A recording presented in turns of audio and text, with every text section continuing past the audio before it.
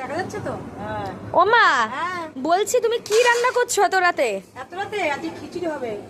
ও আচ্ছা, তা রাত্রিবেলা সবাই মিলে আজকে খিচুড়ি? হ্যাঁ, আমরা বাড়ির লোক মিলে খিচুড়ি খাবো আমরা। এটা আমরা সব সবজি দিয়ে করছি। ও আচ্ছা, তা গরম গরম খিচুড়ি হবে আজকে। তাহলে তো রাত্রিবেলা জমে ক্ষীর। এই শীতের রাতে গরম গরম খিচুড়ি, আহা কি যে ভালো লাগে। তা তার মধ্যে কি কি পড়ছে সেটা দেখাতে হবে তো, বলো। আলু তো পড়েই গেছে, হ্যাঁ। কুমড়ো আছে, ফুলকপি আছে, শিম আছে।